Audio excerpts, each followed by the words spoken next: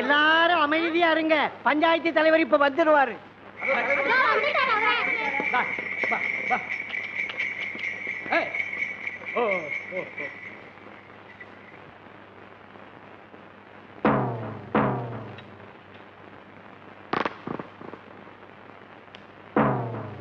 அண்ணே வாங்க, பஞ்சாயத்துல உங்களுக்காக எல்லாரும் காத்துக்கிட்டு இருக்காங்க.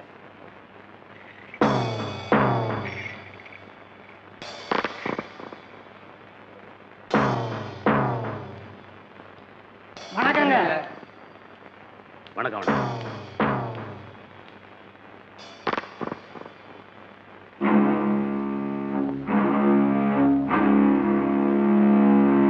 இது பாருமா, நம்ம ஊர் தெய்வம் சித்தனுக்கு பொதுவா இந்த பஞ்சாயத்துல உண்மையைத்தான் சொல்லணும். தம்பிதுரை உன் கைய பிடிச்சு இழுத்தது உண்மையா? ஏன்பா, நீ அந்த பொண்ணு கைய பிடிச்சு இழுத்தியா? இல்லண்ணே, அது வந்து அண்ணன் தம்பி உறவெல்லாம் வீட்டோட, இது பொது இடம். இங்க கேட்டதுக்கு மட்டும்தான் பதில் சொல்லணும்.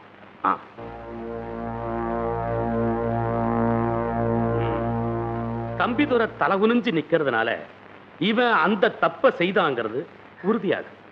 அதனால இந்த பஞ்சாயத்து அவனுக்கு 100 ரூபாய் அபராதம் விதிக்கும். என்ன சரிதானே? சரிதாங்க. என்ன தீர்ப்பு சரிதானே?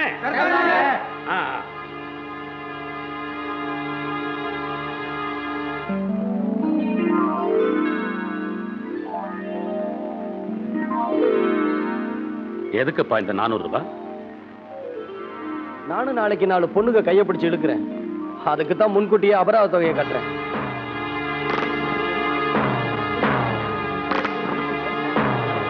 தருவாயா, பஞ்சாயத்து கூடி பேசி விவகாரத்தை பைசல் பண்ணியாச்சு. இப்ப நீ பேசுறது திகுடு முகடான சமாச்சாரம். நீதிக்கு பஞ்சமான இந்த இடத்துக்கு பேரா பஞ்சாயத்து? வயசுக்கு வந்த பொண்ண காரணம் இல்லாம கையை பிடிச்சு இழுத்துட்டான். நாளைக்கு அவளை எவையா கட்டிக்கிடுவான்? நீங்க பாட்டு தலையாட்டிட்டீங்க. நான் ஊருக்குள்ள தலை நிமிர்ந்து நடக்க வேண்டாம், அதுக்காகத்தான் அப்படி செஞ்சேன். கருவாயா, பஞ்சாயத்து சொல்றத கேளப்பா. பெருசு, என் தங்கச்சி உன் பேரனுக்கு கட்டி கொடுக்க நான் சம்மதிக்கிறேன். நீ சம்மதிக்கிறியா? ஏயா, என் தங்கச்சி உங்க வீட்டு மருமகளை ஏத்துக்க மாட்டேங்கிறீங்க. நாளைக்கு அவளை எவையா கட்டிக்கிடுவான்? அது இந்த பஞ்சாயத்து யாராவது கேட்டீங்களாயா? சரிங்க, நமக்கே அந்த வம்பு.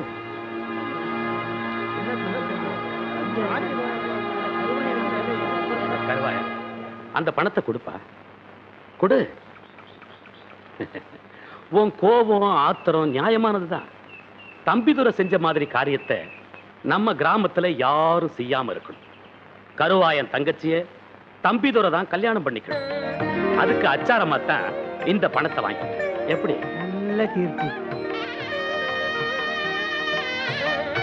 அடுத்த முகூர்த்தத்திலேயே கல்யாணம். நம்ம கிராமத்துல நியாயம் இருக்கு.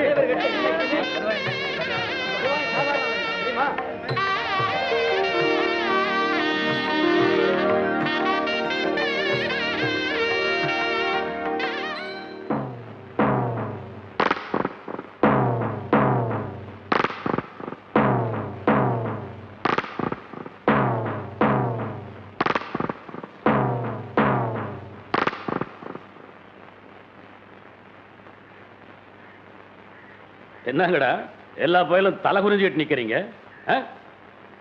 தம்பிதுரை எங்க? தம்பி சாப்பிடாம கொள்ளாம கோவிச்சுக்கிட்டு இருக்கான்.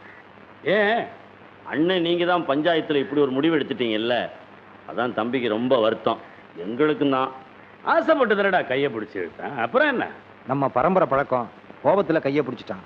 குழந்தை தானே. பரிசம் போட்டு பாக்குவத்துல மாத்திக்கிட்டோமா இல்ல பத்திரிகை அடிச்சிட்டோமா? பஞ்சாயத்துல தான் சொல்லிட்டீங்களே. ஊருக்கு தானடா சொன்னேன், உங்களுக்கா சொன்னேன்? ஏண்டா கடந்து பதறீங்க?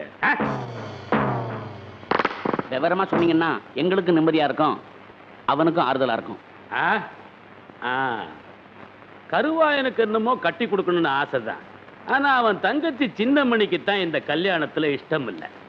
அதனால அவ தூக்கு போட்டுக்கிட்டா.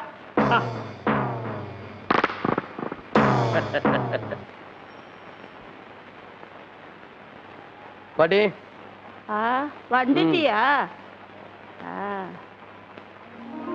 ஒரே தங்கச்சின்னு வசதியான வேலையில எடுத்துட்டியா? ஆமா, நான் சொன்னதெல்லாம் கட்டி வச்சிட்டியா? கட்டுறேன்ப்பா, கட்டுறேன்.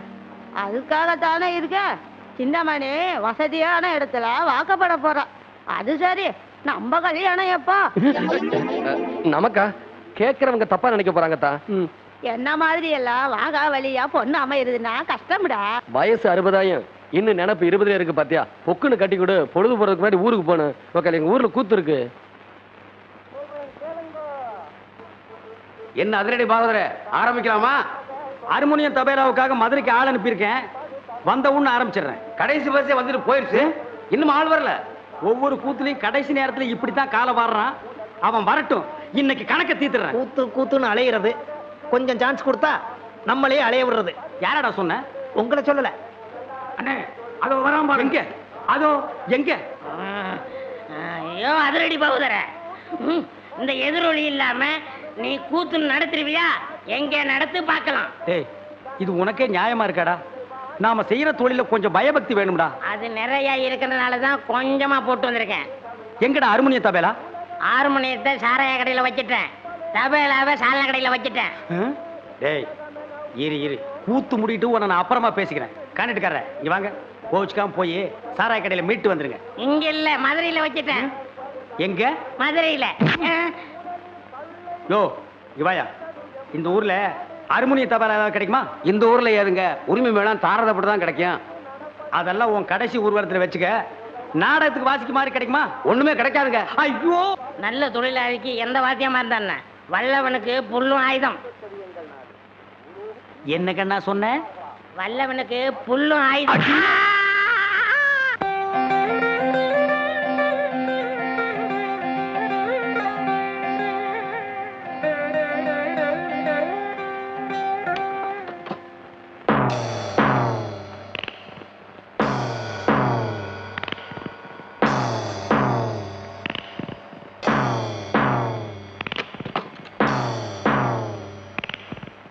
வாங்க வாங்க.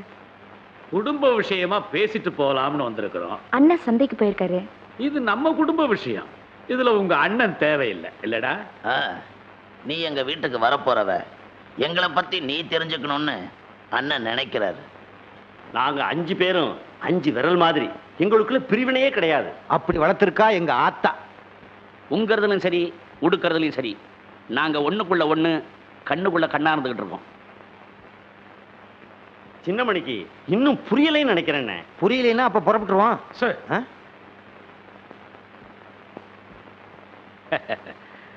அந்த வாழைப்பழத்தை எடுமா.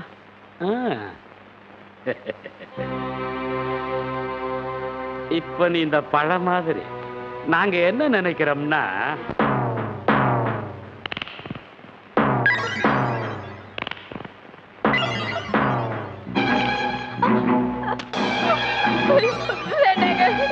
என்னை விட்டுருங்க. ஐயோ வேண்டாம். ஐயோ என்னை யாராவது காப்பாத்துங்களேன். வேண்டாம் வேண்டாங்க, என்னை விட்டுருங்க. வேண்டாம்.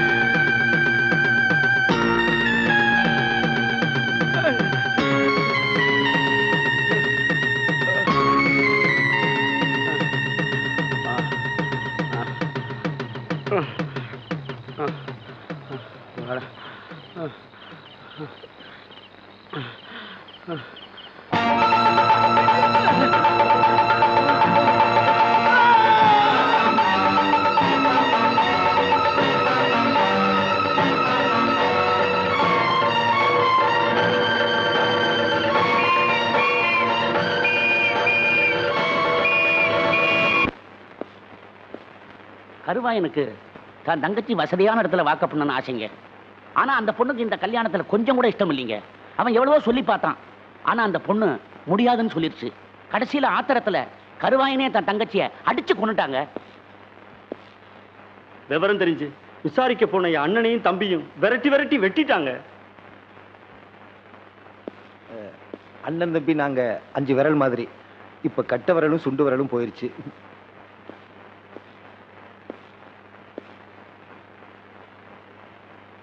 இதை தவிர உங்களுக்கும் கருவாயனுக்கும் முன்விரோதம் ஏதாவது உண்டா? எங்க ஆத்தா சத்தியமா எந்த தகராறும் கிடையாதுங்க. இது ஊருக்கே தெரியும். விசாரிச்சு பாருங்க. ஏயா இவங்க சொல்றதெல்லாம் உண்மையா? ஆமாங்க. எந்த நேரத்திலையும் எங்க 3 பேர் உசிருக்கு ஆபத்தா இருக்குமோன்னு பயமா இருக்குங்க. ஆமாங்க, மறைஞ்சிட்டான்னு பார்க்காதீங்க, மறுபடியும் வருவான். தைரியமாயிருங்க. உங்களுக்கு பாதுகாப்பு கொடுக்க வேண்டியது எங்க கடமை.